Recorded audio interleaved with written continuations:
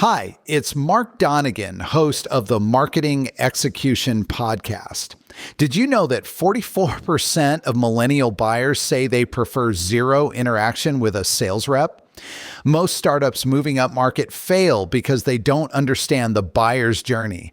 As a virtual CMO who's guided countless enterprise sales transitions, I've seen this pattern repeatedly. Here's today's conversation on mastering complex B2B sales.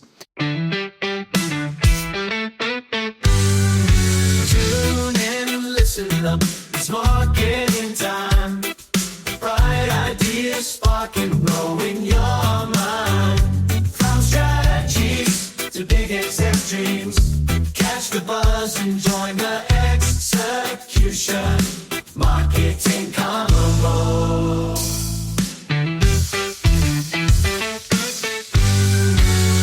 Welcome to the Marketing Execution Podcast. This is the show for tech founders and leaders building B2B products and technologies. We show you how to go further, faster to get the business results you need. From strategies to big exec dreams. Catch the buzz and join the execution.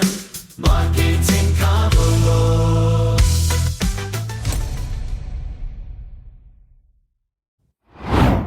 Mark, there's something I want to share with you.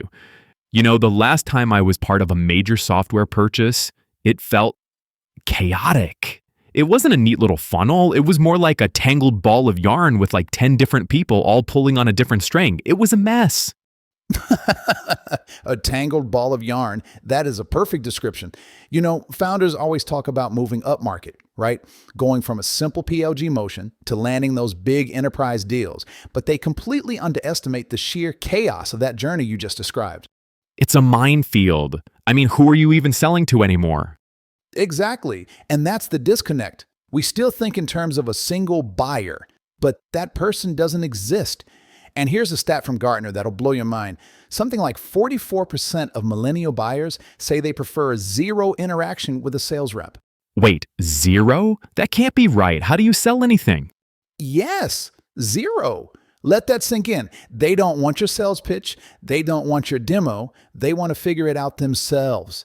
And when you realize that today's buying group has, on average, 11 stakeholders versus just 5 a decade ago, you start to see the problem. 11 people? My God. So you have double the people and half of them don't even want to talk to you. What do you do? You have to fundamentally change your thinking. The first secret is understanding that the buyer's journey isn't linear anymore. It's not problem, then research, then purchase. It's a washing machine.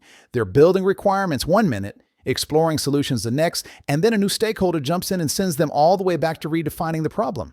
So they're constantly revisiting steps. Constantly. One study found 90% of buyers revisit at least one stage during the process. They're doing all this work in parallel. The engineer is testing performance, the finance person is modeling ROI, and the CMO is wondering how it integrates with their tech stack, all at the same time. The sales rep has become, well, less important. Okay, so if the sales rep is losing their power and the buyer is doing all this research on their own, how on earth do you influence the outcome? You're just one of a dozen vendors clamoring for attention. That is the question.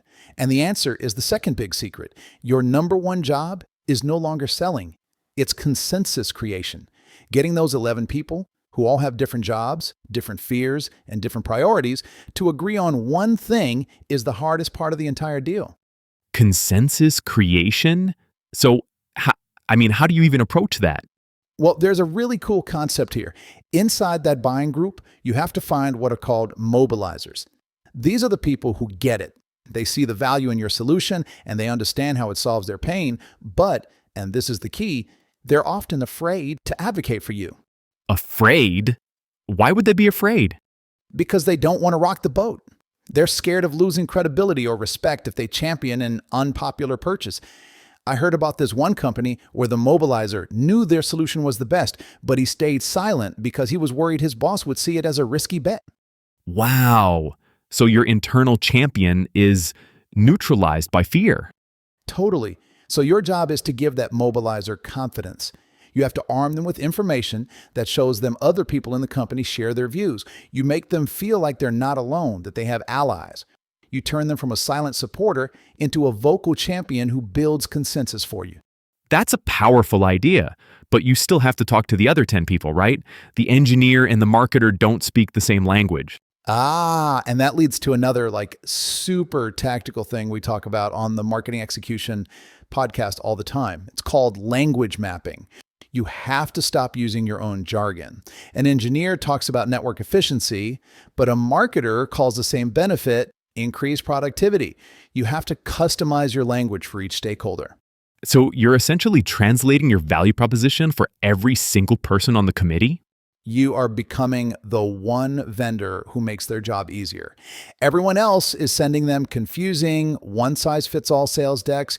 You're the one who provides the custom-tailored information that helps them answer their specific questions. You're not selling, you're helping them buy. I love that framing, helping them buy. It all seems to come down to giving them the right information then. 100%, which brings us to the biggest mind shift of all. For decades, marketing's job was to create materials to empower sellers. Sales enablement, battle cards, pitch decks, it was all for the sales team. That model is broken. So what's the new model? Buyer empowerment. You have to take all that skill and empathy and use it to develop and deploy information to help buyers buy. That means giving them two things. First, prescriptive advice, telling them what to do and what not to do. And second, practical support, giving them tools like a comparison chart or an ROI calculator they can download and share internally. You're basically building their business case for them. You're making it painless. You're empowering them to complete their tasks, build consensus, and feel confident in their decision, all without ever needing to talk to a sales rep if they don't want to. That's how you win in this new world. You become the most helpful source of information, period. Okay, that makes so much sense. But this sounds expensive. It sounds like you need a huge content team. What does this look like for a seat stage founder who's also the head of marketing, sales, and janitorial services? Yeah, that's the million-dollar question, isn't it? And it's what stops so many early-stage companies dead in their tracks.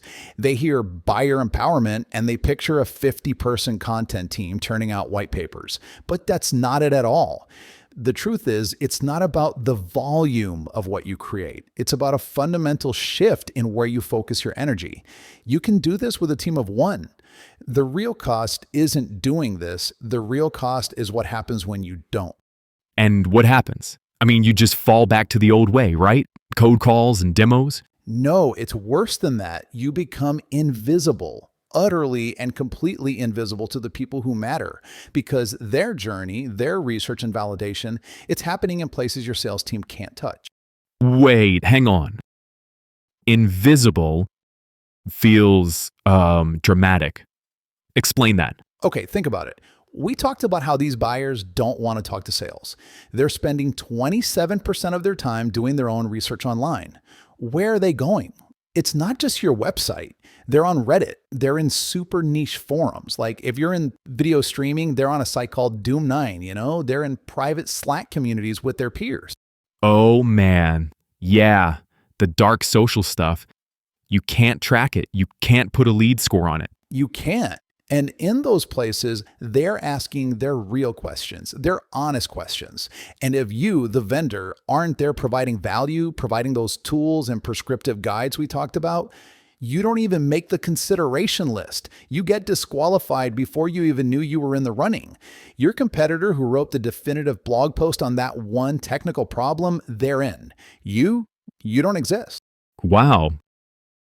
So this buyer empowerment stuff, it's not a nice to have. It's literally the price of admission to even get into the deal. That's it. You nailed it. It is the price of admission. This is why this matters so much for founders. We have to stop thinking of our content and our marketing as just lead generation. It's not a funnel filler anymore. It's your 24/7 reputation engine. It's your most helpful salesperson who works while you sleep and who people are actually happy to engage with. I see what you mean.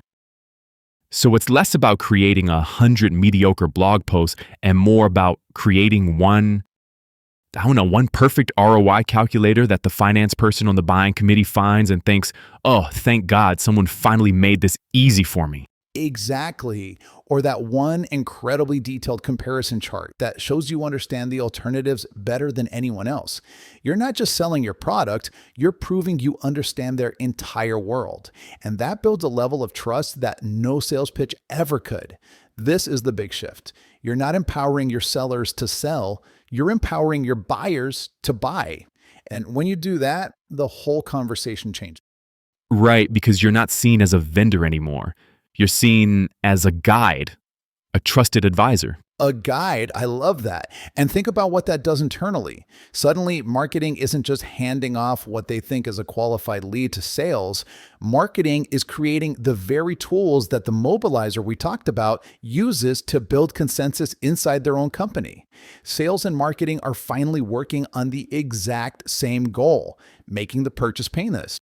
Okay, but I have to bring it back to the founder wearing all the hats. This still feels huge.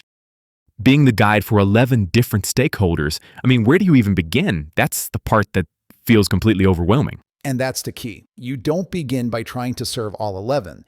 That's a recipe for burnout and failure. It starts much, much smaller than that. It's about precision. It's about focus.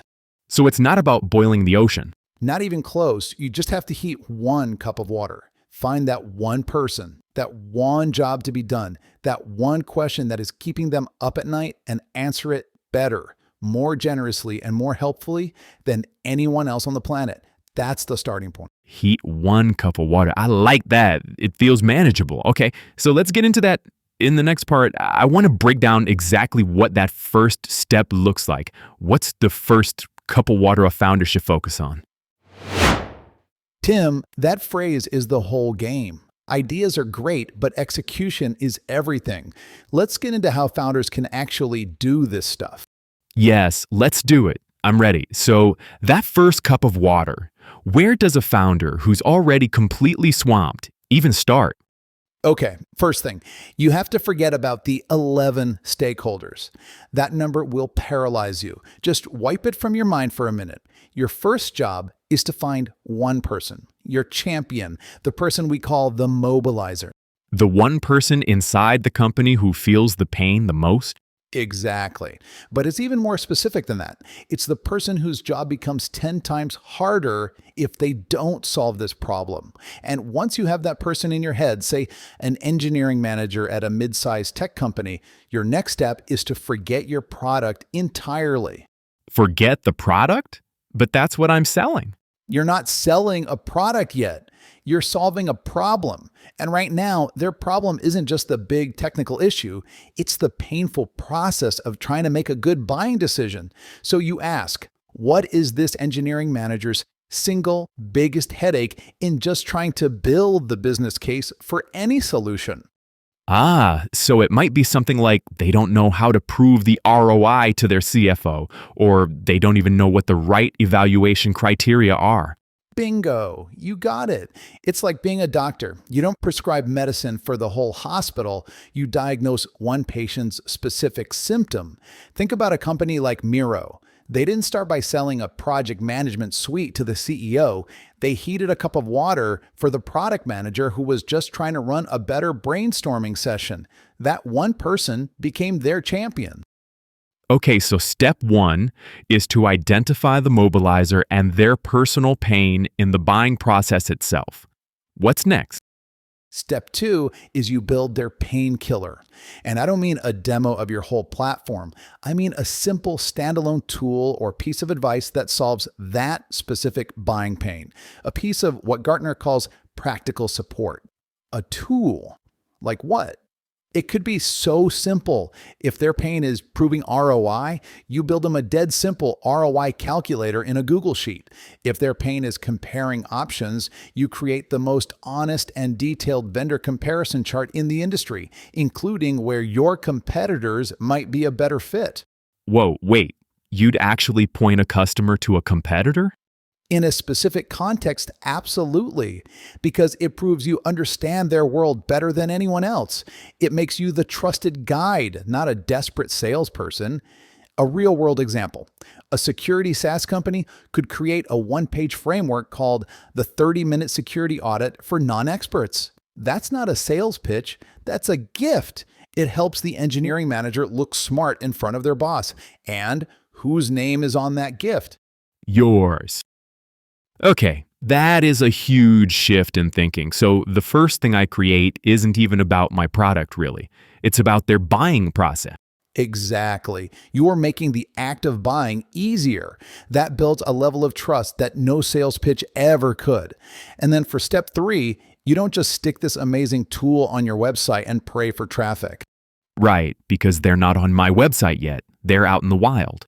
They're out in the wild. They're in those dark social spots we talked about. So you take your gift to them. You go to the specific subreddit, the niche Slack group, the private forum where that engineering manager lives.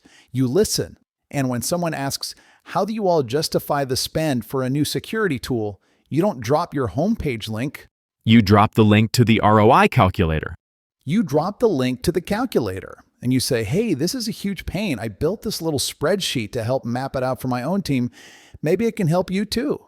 No pitch, no ask. You just solved their immediate problem. You just heated their cup of water. That person will never forget you. Wow. Okay.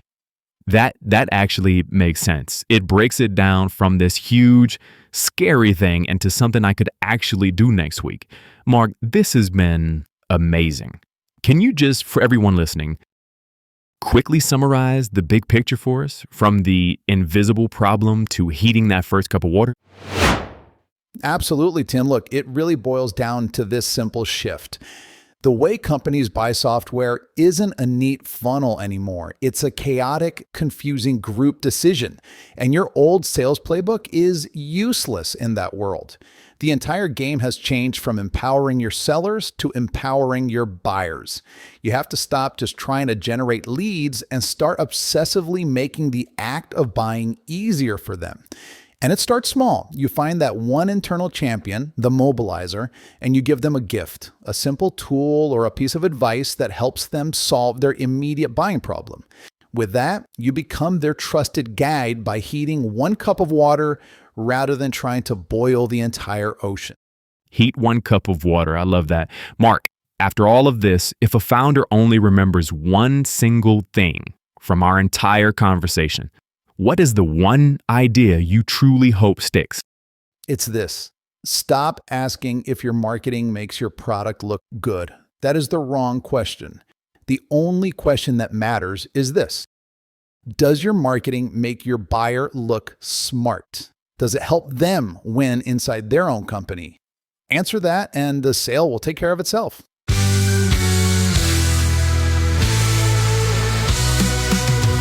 The Marketing Execution Podcast is produced by Growth Stage Marketing. We are on a mission to see your company reach wild success using marketing pods. Too big, accept dreams. Catch the buzz and join the execution. Marketing Convo. Thank you for listening and being a part of the marketing execution movement and community.